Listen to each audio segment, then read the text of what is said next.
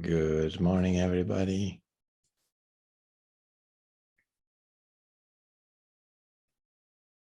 Nice to see you again.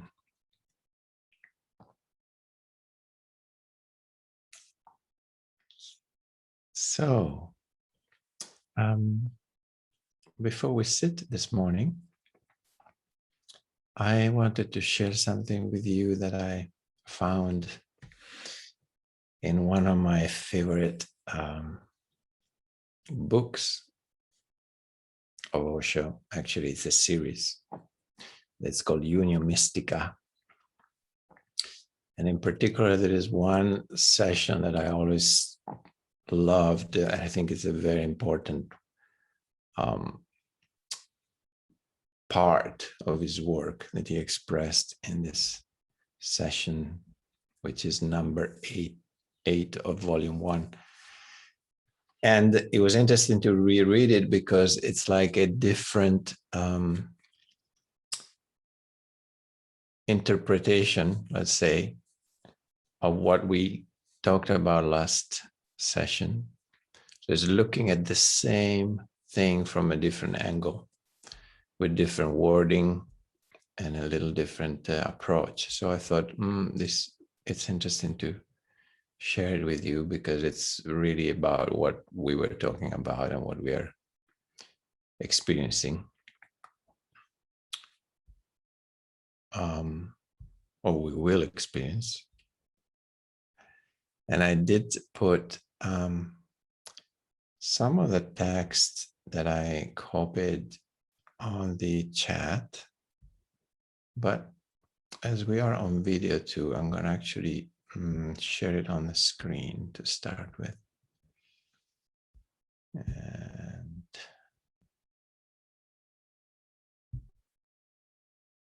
can you guys see it? Okay.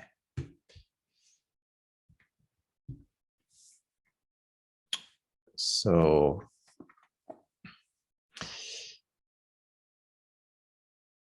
I'll read it anyway. First, it says, to establish that perfect unity, consciousness must first unify itself in terms of all its personal aspects by rejecting nothing which is experientially real in itself. So what are we talking about here? It's exactly what we were referring to last time. So we can say we are, as an egoic self, all of us have been fragmented. Fragmentation is the very nature and what is needed to create an egoic self. There are many parts that are put together to create this personality that is not really who we are, but that we believe we are. And this happens from early childhood onwards. And so this fragmentation is created also by rejecting certain parts of ourselves. And so there is no more unity. So the original self gets fragmented in all this different concept. For example, what is good or what is bad? What am I supposed to do? This is correct, this is not, or to fit into this personality that I want to be, I should be in that way and not in that way. Yeah, that's all fragmentation, for example. So here it says, to establish that perfect unity, consciousness must first unify itself in terms of all its personal aspects by rejecting nothing which is experientially real in itself. In other words, if I'm experiencing something, whatever it is, I cannot overimpose a label to it that is like, well, this is not what I'm supposed to feel, for example. or rejected because it doesn't fit in a certain box that I have. How am I supposed to be? Some preconceived ideas, right? So if you feel it, basically saying, if you feel it, it's real. It's experientially real. This is important to understand. We're not looking at why you're experiencing it. That's another story. The first step is like, if you are experiencing it, if you're feeling it, it's experientially real for you in this moment. So we could say that what we do is like a little bit like an ostrich would do sometime. You know, the ostrich, what they do, it's really funny. but in a way, we do that too. So an ostrich would see a danger coming, and sometimes they run, actually, they can run really fast. But a lot of the time, they bury their head under the sand. So they dig and they put their head inside the hole so they don't see the danger coming anymore. And they feel safe. So it's like, I'm going to not look. And if I don't see that there is something, then it doesn't exist. That's basically what the ostrich believes. Yeah. So they have really big body and long legs, but a very small head and a small brain. And so this is the way they think. They feel safe. Their feel of anxiety or danger gets removed by basically bearing, not seeing, not looking. So that's what sometime in a certain way we do that too. So we want to search for union through acceptance of everything that we see in ourselves. So when you notice that you don't want to see something, remember you're playing ostrich. It's like, oh, now this is too uncomfortable. I don't want to see it. You know, I'm going to look the other way. Or I'm going to get busy and do something so that I don't see it anymore, or I don't feel it anymore. Yeah, how often we do that? Oh, let me do something. I get busy doing something now, because that way I watch a movie and I distract myself and I don't feel it. Sometimes it's also good. Sometimes you might need that break, but on a long run, this is not the work we're doing. The work we're doing is work with a capital W, which means we stay with what is. We jump in the fire when there is a fire. We don't run away. If that fire we know is going to burn something in us that we want it to burn because it's not our real self, then we jump in the fire. We don't run away. And sometimes it needs to be done in increments, so sometimes you might want to watch a movie. That's okay too. But again, be aware of what you're doing. Yeah, if you watch a movie because you don't want to feel something, at least be aware of that, which is good.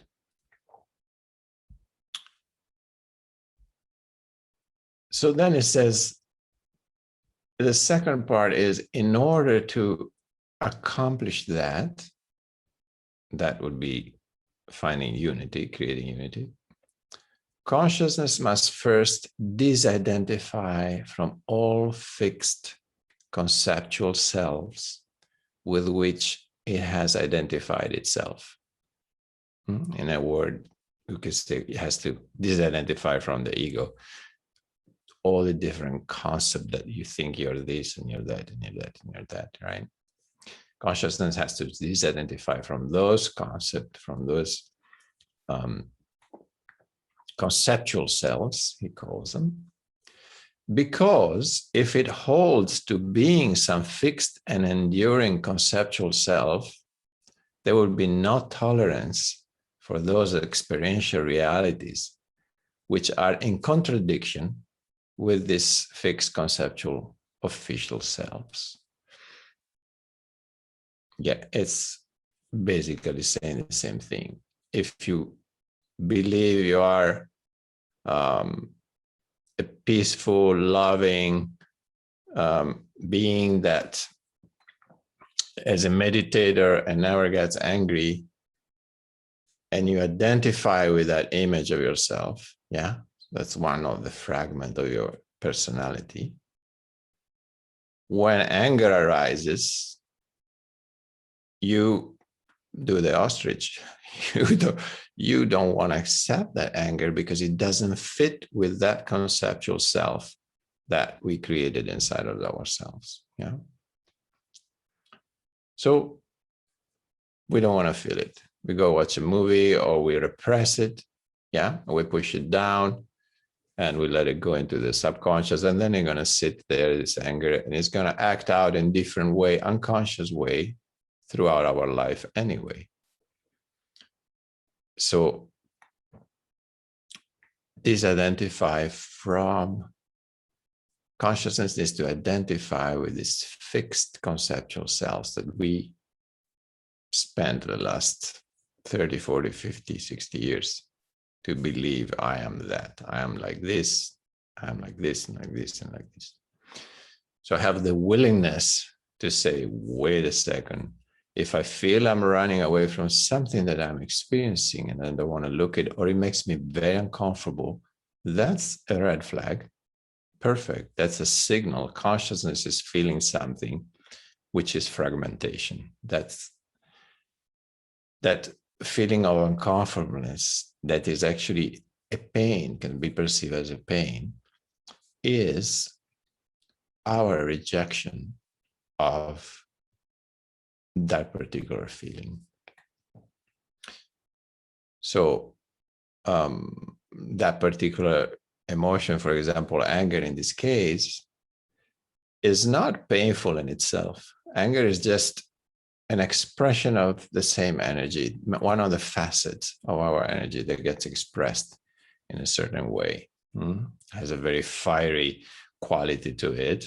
Can be very powerful. It can be very destructive if there is no mindfulness attached to it. But it's also power. It's strong. No, it's a strong energy.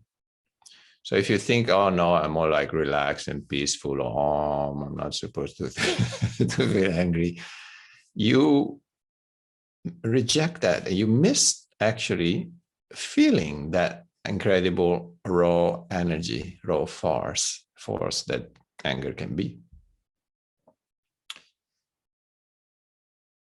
So again, there is no pain in anger in itself. It's just anger. But if I start rejecting it and say, this is not good, there I create fragmentation. And fragmentation is pain. Fragmentation is pain. Unity is joy. Fragmentation creates a kind of sickness, illness, and unity is health.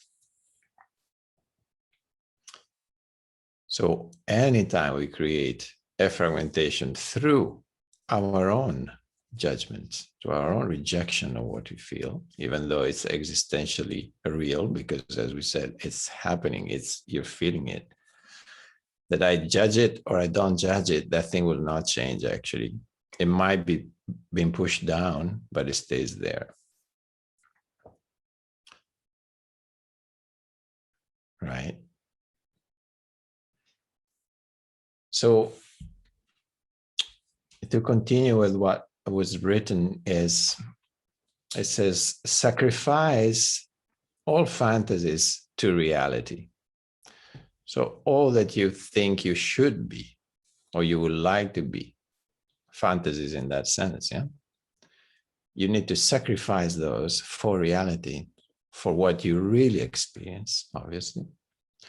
drop all ideals, and then life starts becoming integrated. And all the rejected fragments starts coming back home. And what is repressed starts surfacing. This is much what we talked about, that when we integration means also we allow through mindfulness and meditation what is in the subconscious to surface slowly. We bring the light of awareness in deeper and deeper places. So things are bound to arise from the subconscious, and that's why he says the repressed starts surfacing. And for the first time, you start feeling a kind of togetherness and union. And then it says, as peculiar and contradictory as in my sound, peace is to be found only in the midst of pain and never by struggling against or running away from what is considered to be the negative or painful. Yeah. Only communion with psychological pain opens the door for its liberation and transcendence. Yeah, we talked about this last time. You know, it's the same thing. Communion with psychological pain, which means basically accepting it. Last time we said noticing it, define it, accepting it, and surrender to it. Remember the 3 points. So he's talking about communion is a beautiful word, because when you let go, when you surrender to it, there is a full acceptance and there's communion. I like this word, communion. So only communion with psychological pain opens the door for its liberation and transcendence. Transcendence, because we said it's only going through it and becoming it. Allow yourself to become it. You feel it so intensely that there's no more separation actually between you and that anger. For example, you are anger, you're pure anger in that moment. You experience what it is, this energy. You experience it directly, right? And you keep going in, that will transform itself into something else. So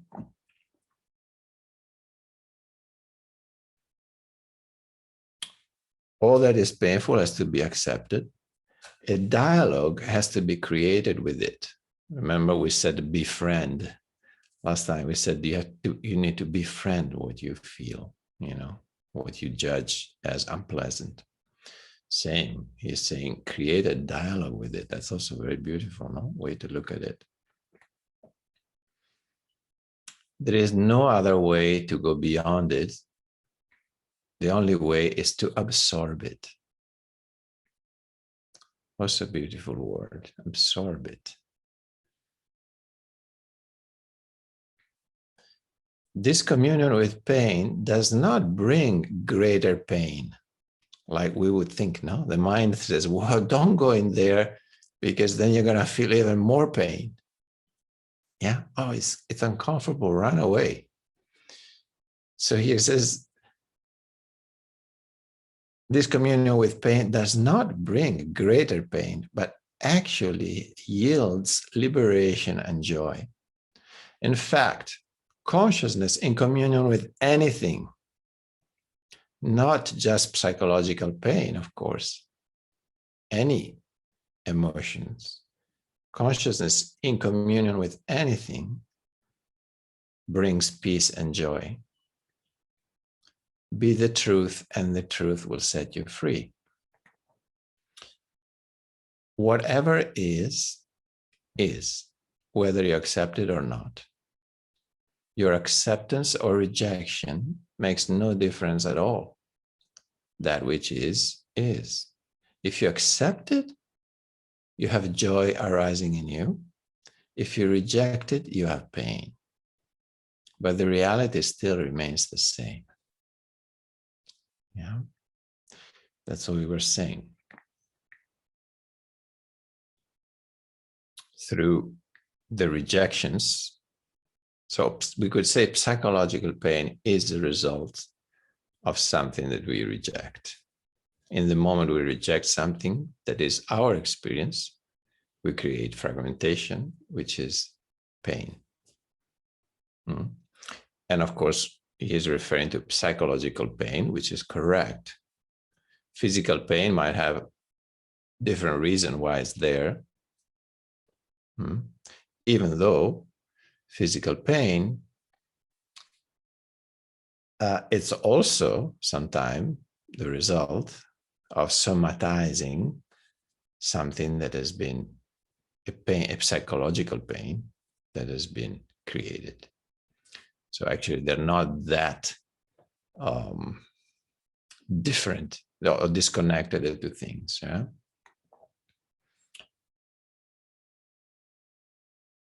So when we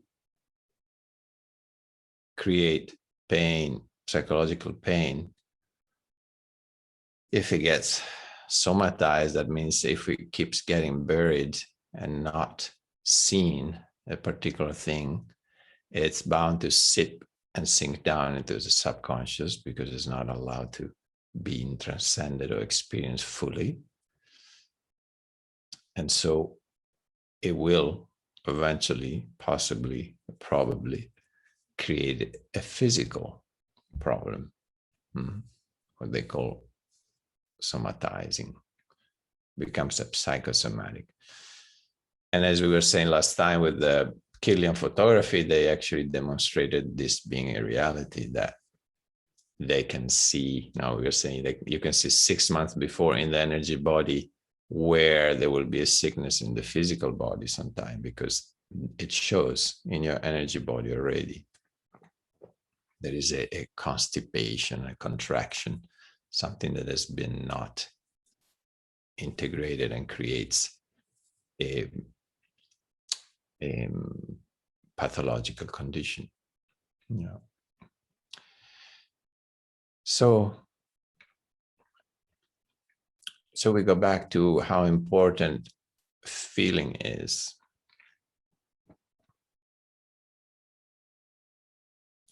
The way we relate to emotions, I think we made a more clear picture now. It's very different than how we relate to thoughts. Yeah. It's almost opposite in the sense that if you start entering into a thought and giving it a lot of energy, yeah, you create an identification that it has no actual experiential reality in the beginning, because it's just a thought. It's like a virtual reality. You don't feel anything.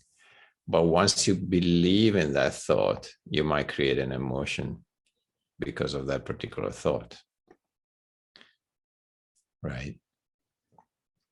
So believing in thoughts will generate emotions, different kind of emotions too. But there is no need to believe in the thoughts. So we can avoid creating unnecessary extra work for ourselves. Yeah. By creating things that become thoughts that becomes so real that we believe them so much that we start feeling according to those thoughts. And then we have to work more to distinguish, wait, but is this real? Because I'm feeling it so much. It's obviously an experiential reality in that moment. It must be real. But actually, we missed the first point, the first step. That was like, it's the thought that I believed in that generated that emotion. So it's a lot of extra steps that are needed. So with awareness and mindfulness of the mental process, we're able to take a little distance that we don't actually fall into that identification, which is so easy with the thinking, with the thoughts. With emotions, once they are there, it's a little different. You cannot say, oh, I'm the witness, I don't feel this. That's creating fragmentation. because at that point is an experiential reality is in your body. You need to feel it and find out where it's coming from, or simply what it feels like at that point. Now, mindfulness will remain, will be there through this whole process.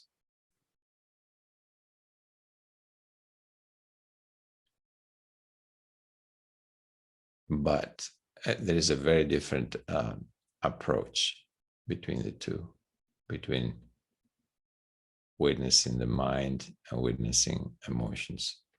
But still, it's a witnessing. And then, more subtle than emotion, there are moods that are very subtle.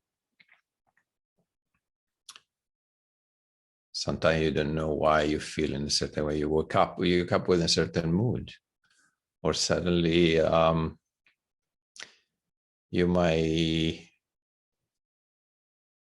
something might happen that puts you in a certain mood, but you don't. It's so subtle that you don't quite catch it, what it is. But when your awareness, the sharper the awareness becomes, the more you become aware of moods, which are very subtle. And then you're able to go in there and feel them, watch them, become aware of them, feel them. And sometimes they tell you also something, maybe there are insights. You understand, oh, okay, maybe that's why I feel this way.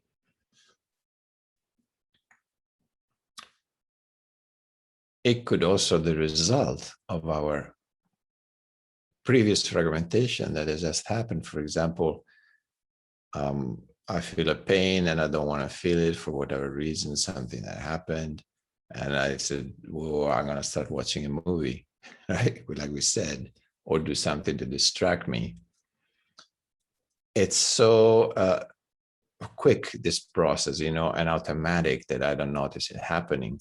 But then after the movie or halfway through, maybe I start feeling a sense of restlessness, or I am in a mood that I don't understand. What is it? It's subtle, but I feel it. When awareness develops itself, the more it develops, the more it catches the most subtle ripples in your consciousness are perceived. If you imagine your consciousness is a calm lake, and when it's still, the surface is still, it reflects what is, right? So you reflect what is, only what is, but then an emotion comes and it's a big ripple, or a thought comes and there's a big ripple. A judgment or a rejection of something comes, there's even bigger ripples. And moods are really small ripples, but you start feeling even those suddenly, because you move from a state of complete stillness and usually joy and peace in that. And then you start feeling, there's something, I don't know what it is. That's a mood, very subtle.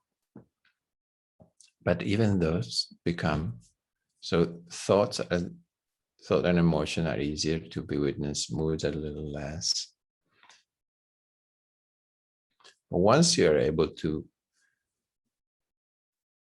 witness all three and integrate them, most of the work has been done.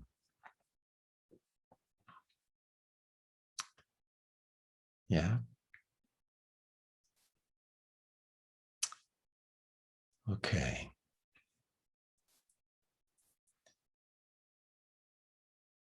So if you have questions, we can talk afterwards. We sit together a little bit first. Yeah. Find a comfortable position.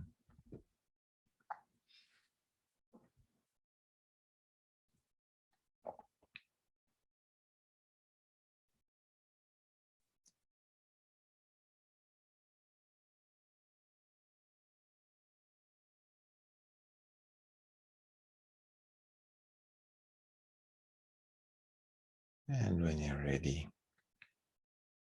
let your eyes close.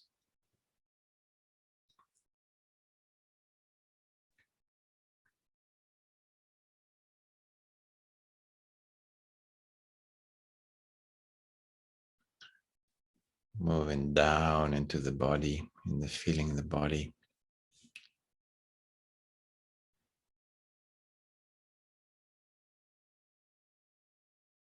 Allow ourselves to integrate all this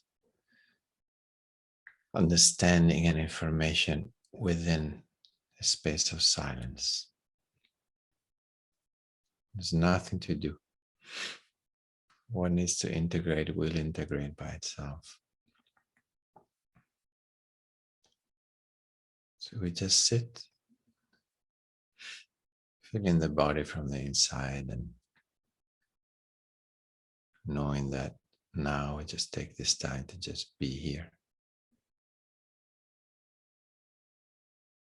And there is nothing to achieve and nothing to do. Just being here and now. Feeling, observing. Feeling the body in all of the different parts and noticing if there is any tension to be released.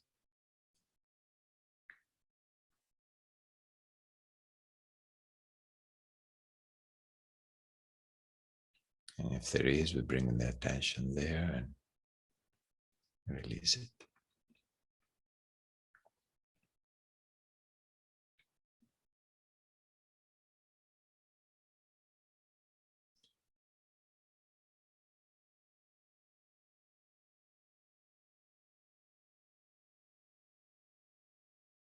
As we release tensions, we might perceive as if the body is getting a little bigger. Sensation of expanding a little bit more. And also it might become more heavy, or you become more aware of as you relax, that you're sinking into that cushion a little more.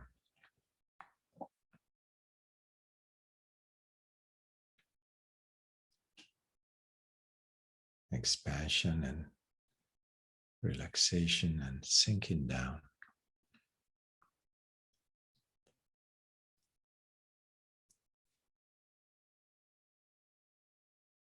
Allow that connection with Earth to be there.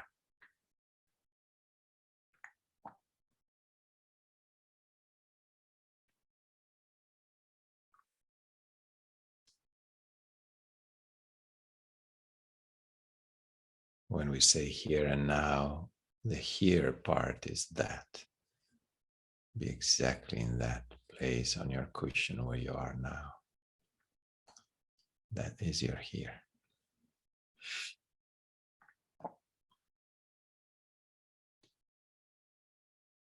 This is your experiential reality.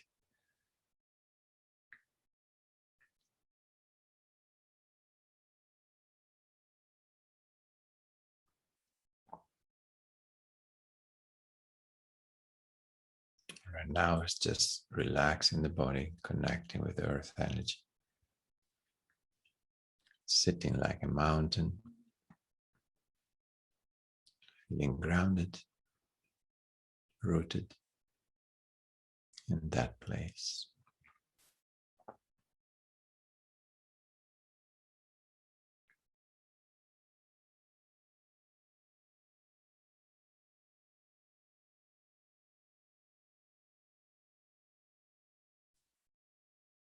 Keep letting go into that sensation of sinking down.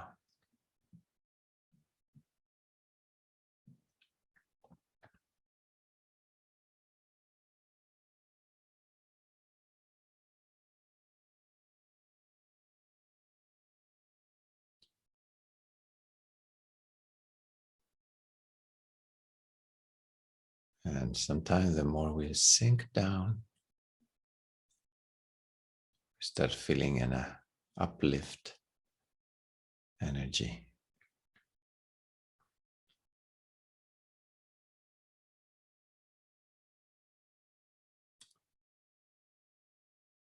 Like a tree that the deeper it sends the roots, the higher the branches go.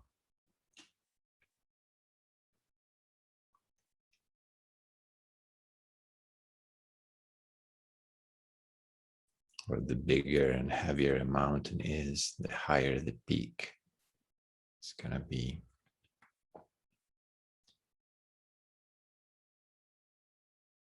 So we feel the energy of the earth pulling, especially on the lower part of the body. From the diaphragm on, you might feel just very connected. As you move to the chest and head, it's easier to perceive a gentle uplift, upward moving energy, sky energy.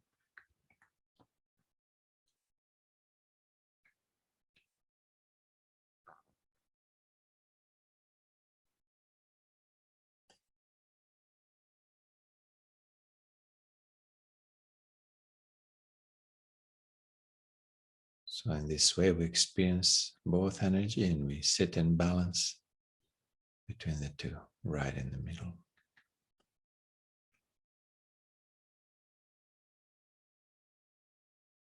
Perceive the space that is in between earth and sky, inside of you.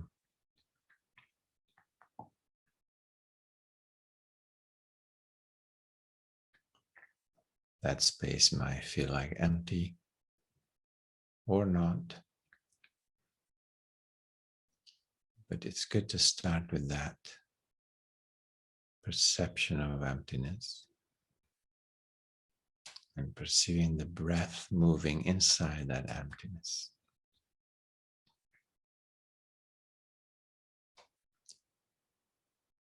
Perceive the space as empty and still, except for the movement of the breath. Observe that, noticing it.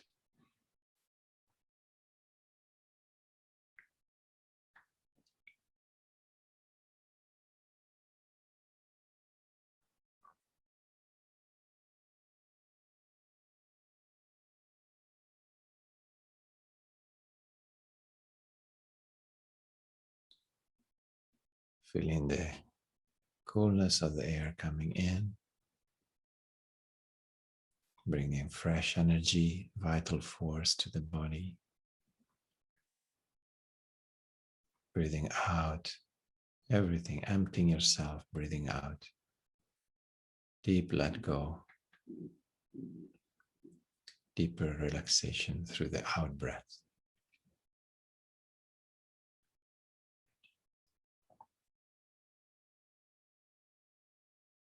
Notice if the diaphragm is relaxed and if the belly is moving.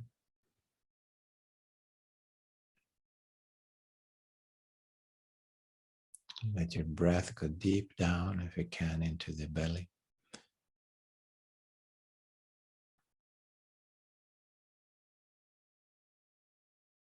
Just by relaxing more, the breath will go deeper by itself.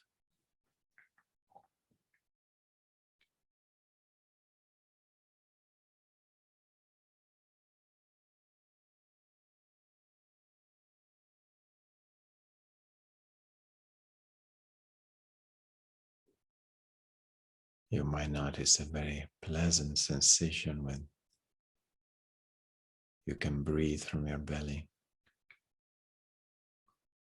Sense of groundedness and calmness.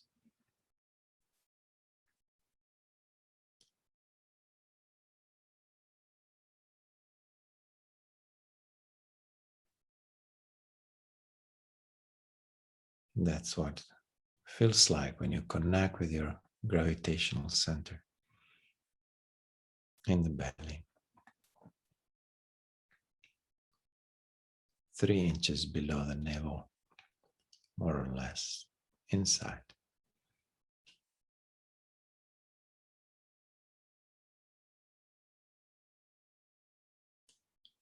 It's the deepest spot the breath, the prana can reach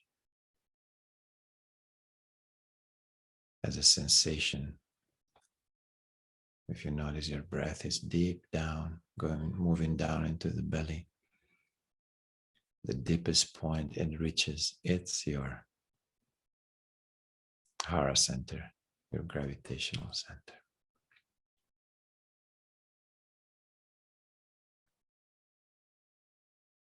Which is the one that gives you this sensation of grounding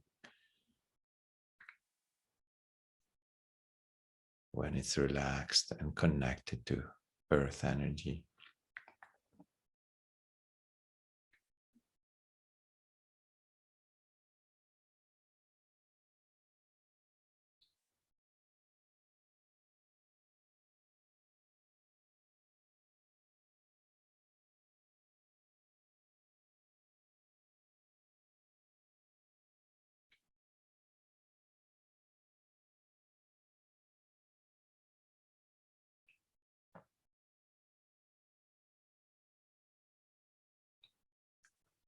All of these sensations, they keep you present in the breath and the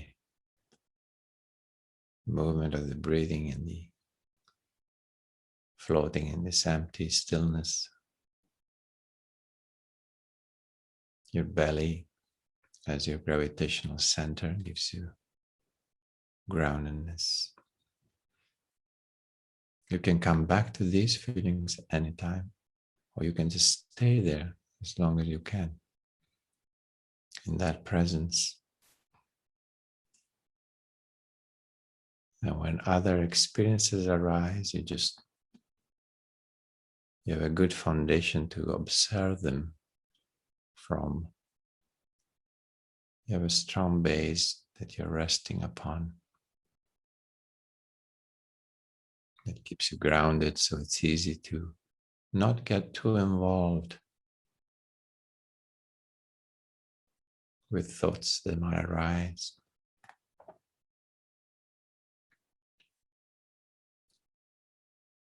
We let you feel and sense any mood or emotions.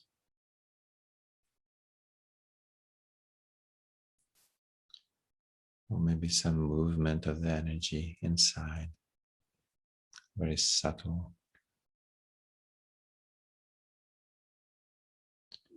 We remain aware of all that arises as our experiential reality.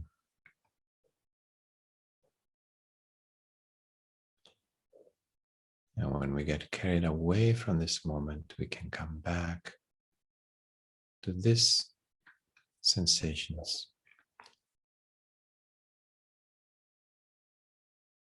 Body, earth, sky, inner space, breath.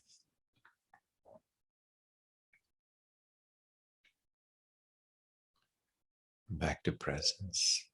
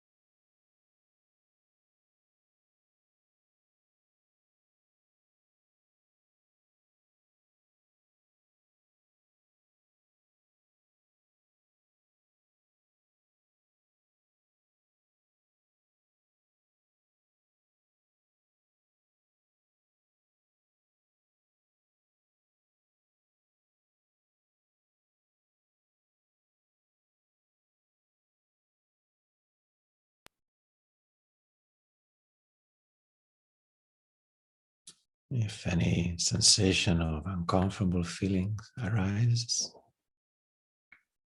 take the opportunity to recognize it.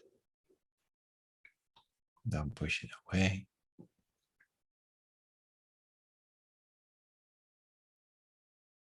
Allow yourself to sense it.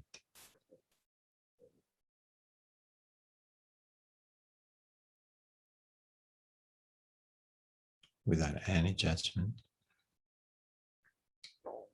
Just feel exactly what it is. Anything that is experienced. Try to perceive it simply as is without any interpretation or labeling from the mind.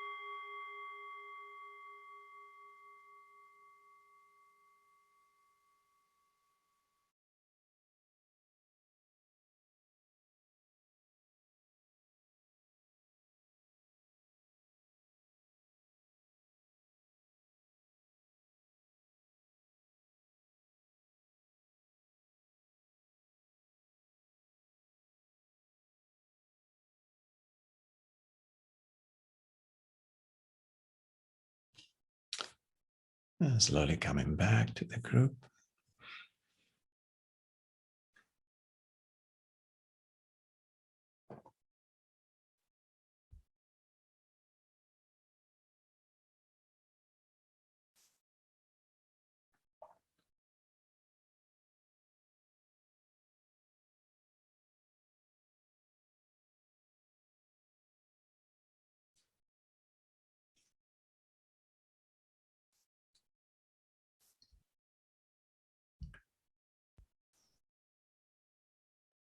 So we open the space. If anybody wants to share something or ask something. Abhilasha, did you want to say something? Yeah. Yeah. It was a very good session for me. Yeah.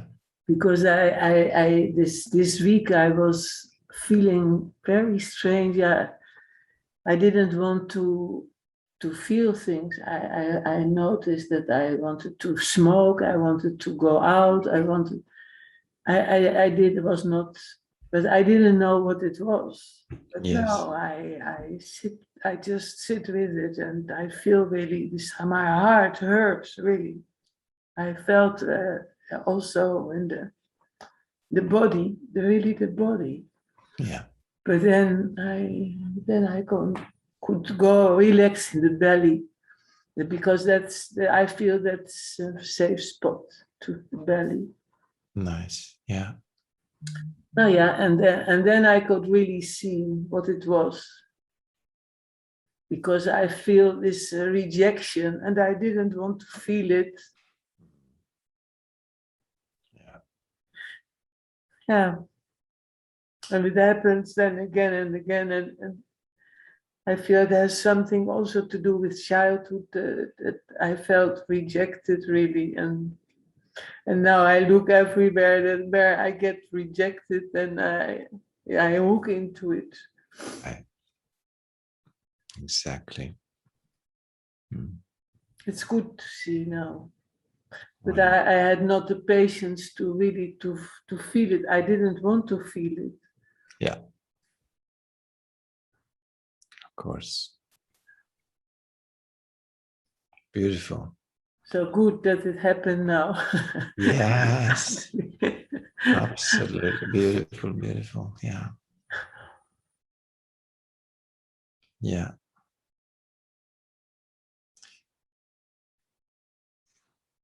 That's exactly the work.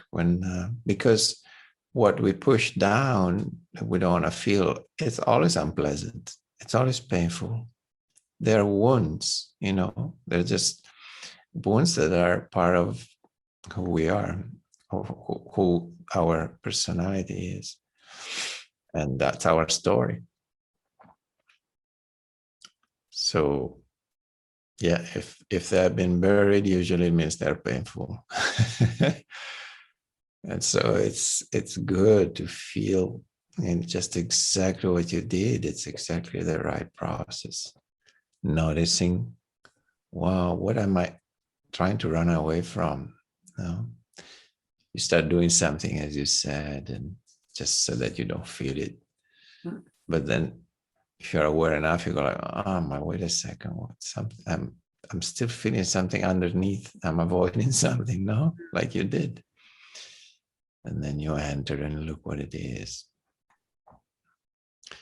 Rejection, the pain of rejection and not being wanted, it's one of the most common, most of us have. It's a big one. It's a big one. It's strange that I felt it really in the body, really in the body. Yes, it is in the body. Yeah, these emotions are definitely in the body. And that helps too, no? Because then they're so tangible. If you allow yourself to feel them, they're like, oh, okay, here it is. And then, oh, here what it is. And then I felt like, what can I do to and then there came also this light, like colors, and to heal it, and it was so beautiful too. It's a kind of resource. I feel like to give that to that place. Yes. Colors, the Beautiful. color kind of pink. Yeah. Yeah. And, yeah. Good. Whatever works for you, whatever you feel it brings healing and acceptance. But you're already accepting it, because just to allow yourself to feel it, Yeah, that's that means you are accepting it. That's exactly what it is. You yeah, already. I was on the verge. I was this week really.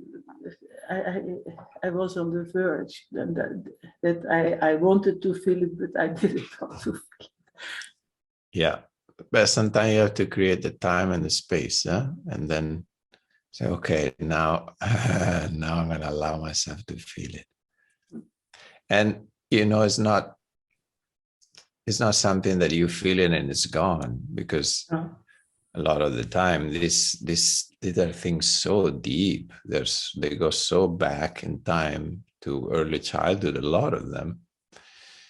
Sometimes even at the first 9 months when you were in your belly's mother, I mean, they can be that deep, So to go into them, the painful one it doesn't mean, okay, I felt it now, how come it's not gone? So we have to be careful with that too, no? It's like, wait a second, I was supposed to feel it, but it's still there. Or yeah, it's not that it's gone. It might be, if it's something more superficial, it might be that it can go in, even in one just session, or even just a recognition of it, it dissolves. But most of the time, especially for us that we're meditator, we are going deeper. So deeper things are coming up. So also don't expect that you feel it and it's gone in one day. It's a continuous work. Yeah. To befriend this emotion, these sensations, and let them be without wanting them to go away. Because if you befriend them, it's like, okay, it's a friend I get to know now. We're getting to know each other. again to reject him. Again, Right. to reject him. Yeah. But if you befriend it, it's like, okay, we'll live this day together because you're coming up.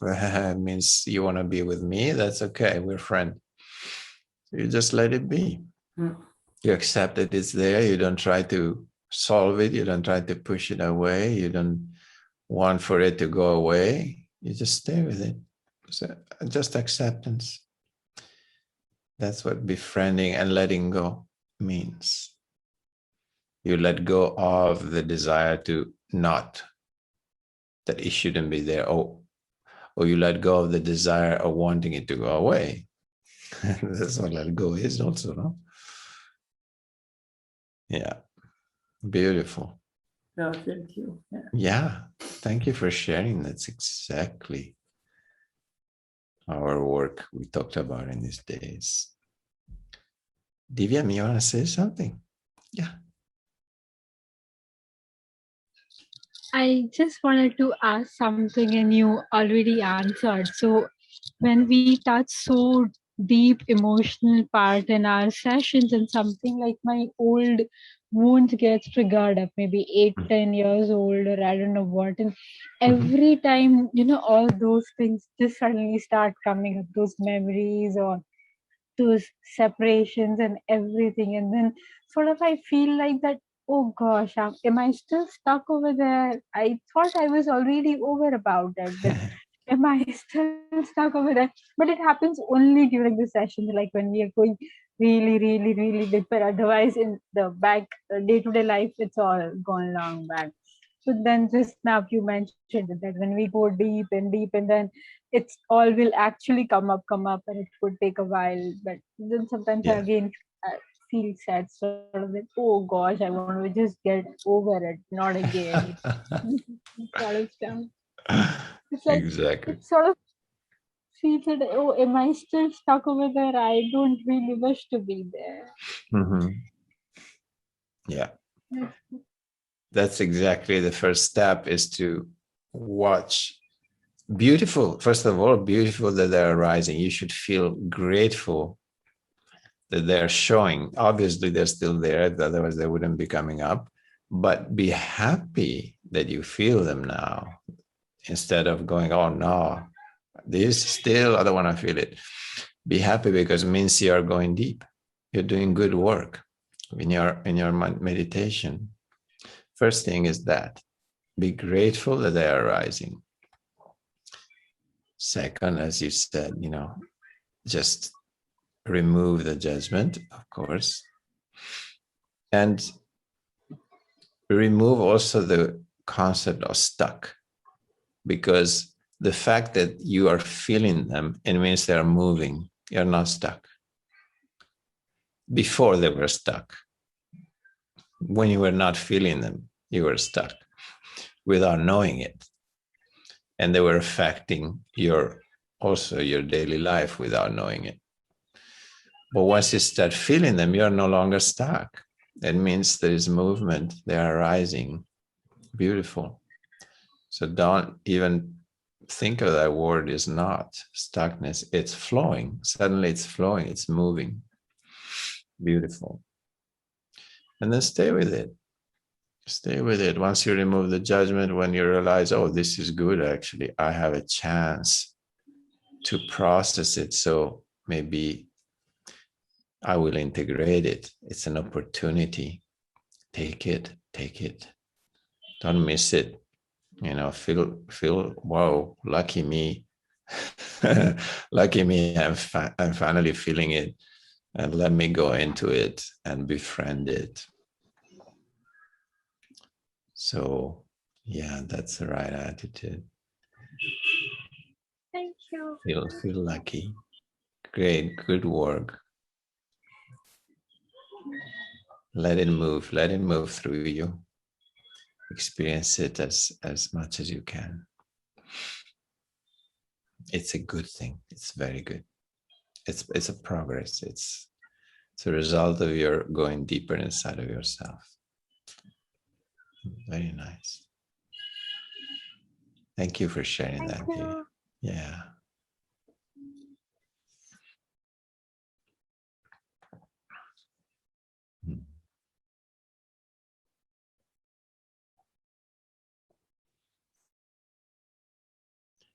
Yeah, Mickey. Hello, can you hear me? Yes, we can. Okay, for me also after the last session, it brought up something that I didn't really know I was suppressing. And when I asked my intuition, what is it, the word confusion came up.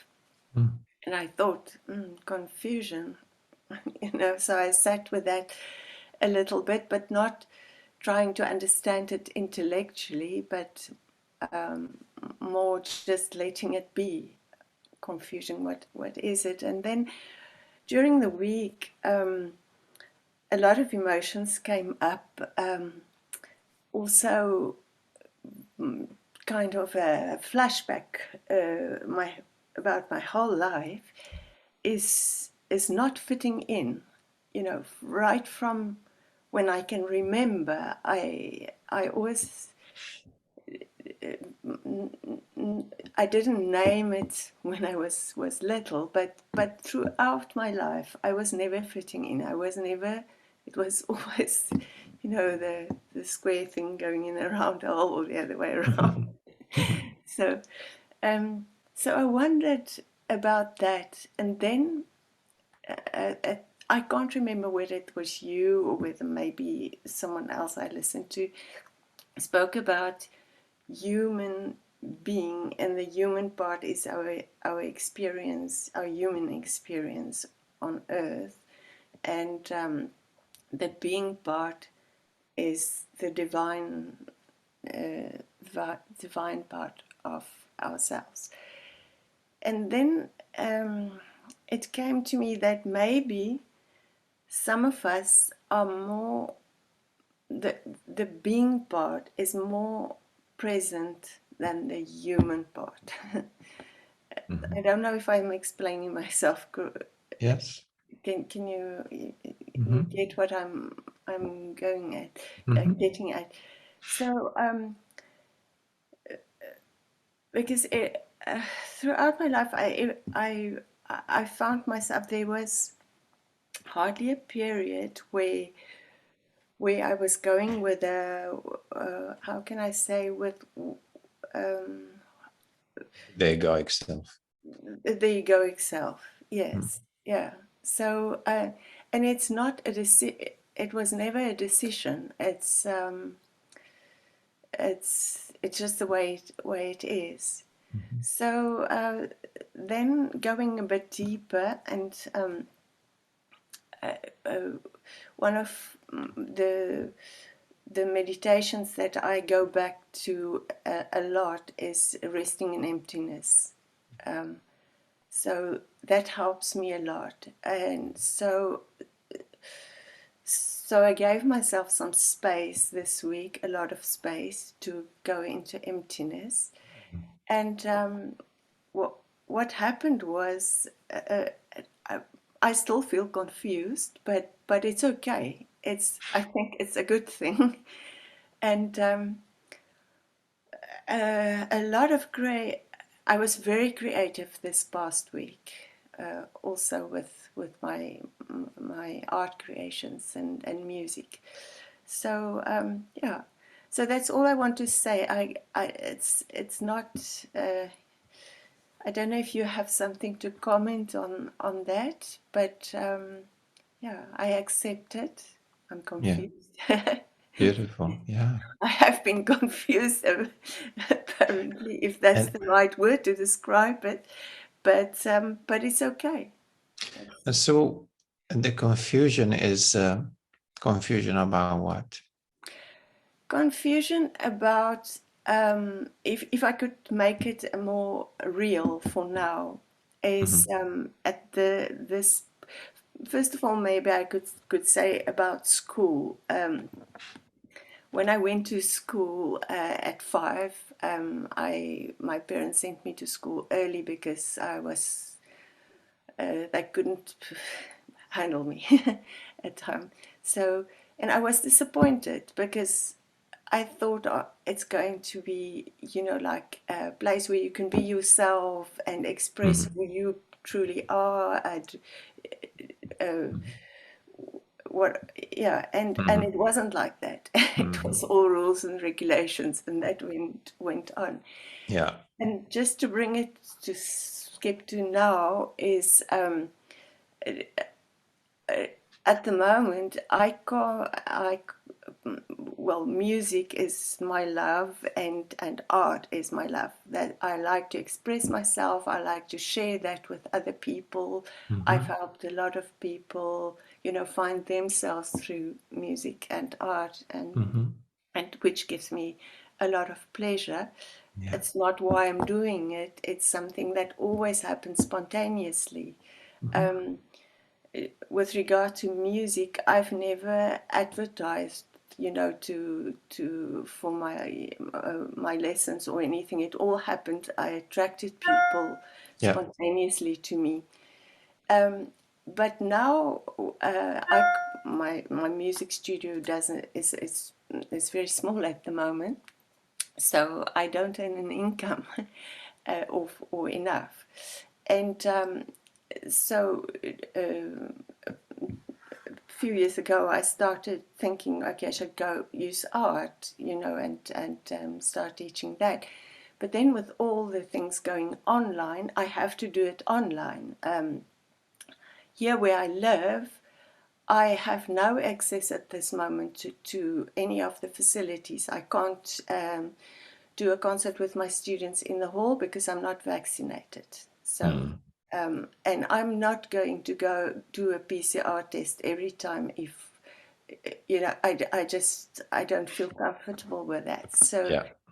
I can't organize workshops at my home. It's too small here because I know some people would accept that.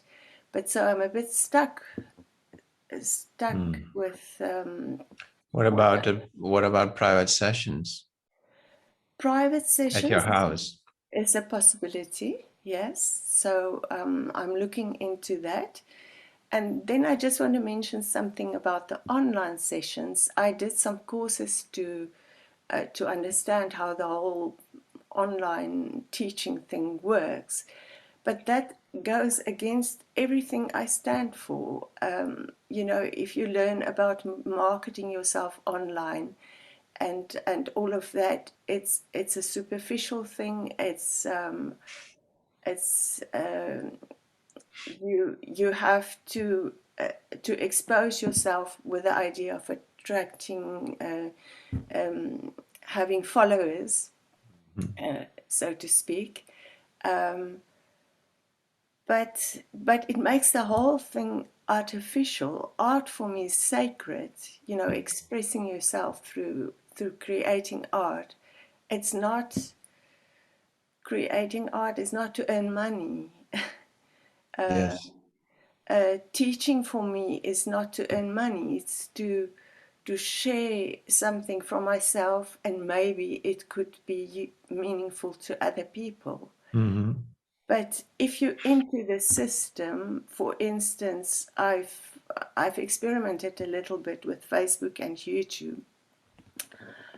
It's about the number of videos that you publish. There's an algorithm, and then it's about the number of likes you get. And honestly, I don't care about the likes. I'm doing something because I love doing it. I'm sharing with other people something I love. I'm not sharing it because I want to get more likes to so Facebook's algorithm or YouTube's algorithm could pick me up and share on their turn with other people. So that's my confusion. I don't know where I And stand in this whole system. Yeah. what would happen if you remove, for example, the judgment about marketing being superficial, Yeah. or about all the things that you just mentioned, that you don't like to have likes, or you don't like to, Yeah. you remove that judgment Yeah. and let it be just what is, which is a practical, technological way to let people know what you're offering. There is no meaning, there is no depth, there is no superficiality, there is nothing. It's just what it is. It's a way to communicate so that people will know. And so, yes, there might be a learning curve how to do that. But I think maybe you want to play with that, removing The that. labeling. Yeah. And just let it be what it is. And removing also maybe a subtle judgment of, well, I don't make it for the money. I make it because I love art and it's my passion, which is beautiful. But also watch if there is a judgment that, is there anything wrong with getting paid for it? Does it take away any value from your art because you get paid for it or not? Does it make it less? Does it make your passion less? Does it make what you teach and what you have to share less valuable because you're needed to ask for money or not? Okay. Just watch all this where the energy is not flowing. It's usually because there is a judgment, and see if you can, just look into that. Okay. Okay. Thank you. Yeah. I mean, it's a common thing. Artists feel that. I can relate to that. Yeah.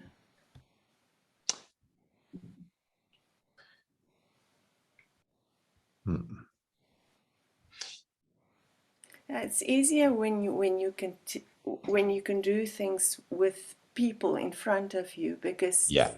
you know, that's what I always did. I never Sure. had to advertise for what I do, because one person comes and then that person talks to another one and another one, Yeah. so it's by word of mouth, Yeah. and which works perfectly for me, because that means everybody who comes are already not identify but resonate with. Yeah, sure. with But maybe you can strengthen that process by advertising, for example, for private session in your area.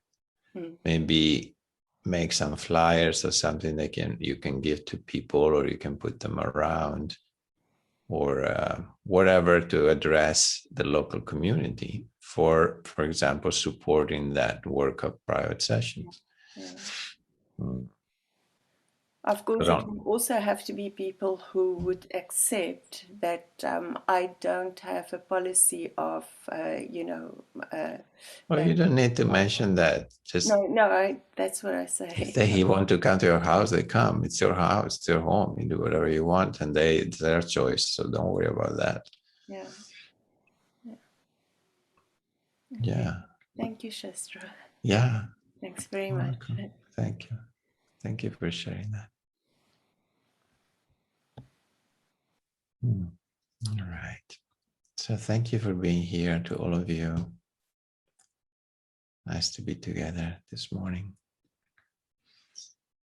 And we'll see each other next week, most likely. Inshallah, like they say in the Arab country. Inshallah, if God wills, we'll meet again, because you never know what is going to happen. Maybe I walk out of the door and a flower pot falls on my head and I die. Who knows? Or you never know. So inshallah is a good expression. God willing, we're going to meet next Friday. Just mute yourself for a moment. Unmute yourself for a moment, please. Good, Aura. Nice to hear your laughter. You know, I walked out of the door once in Oroville and a snake fell on my head. So yeah, Oh my God. Yeah, it was 6:30 in the morning, and then it nicely goes inside my room. And I thought it was a thread or something. It falls on my head and on the floor, and I'm like, because I was not wearing my glasses, and then it moves, and I'm like, it's a snake. For example, you never know. One time I was walking under a line of coconut trees, just taking a stroll, and I hear something brushing the back of my back heel. You know, I was walking, and then suddenly I feel all wet, and I was like, what was that? And I turned around, and there were like a bunch of 12 coconuts, huge, that crashed. They came down from the palm tree, they crashed, and they broke. They crashed with such a force that they broke, and all the coconut milk was all over me. And I was like, wow, you know, just one of those thousands of steps that I took, if it was a little shorter, I'd be dead. It would have broken my neck, you know, no doubt. And there I was really, it was a good experience, you know. It's like, wow, that's all it takes, you know. We think we have it all under control, and that's all it takes. So I namaste to the palm tree, and I bow down. I said, thank you for holding it 1 second longer, really. 1 second longer, that's all it took, you know, to save my life. So inshallah, really, you never know what's going to happen. So hugs and kisses, and see you next week. Namaste. Namaste. Namaste. Namaste. Thank you for being here. Thank you. Thank you, Shastra. Thank you. Thank you very much. Ciao. Ciao.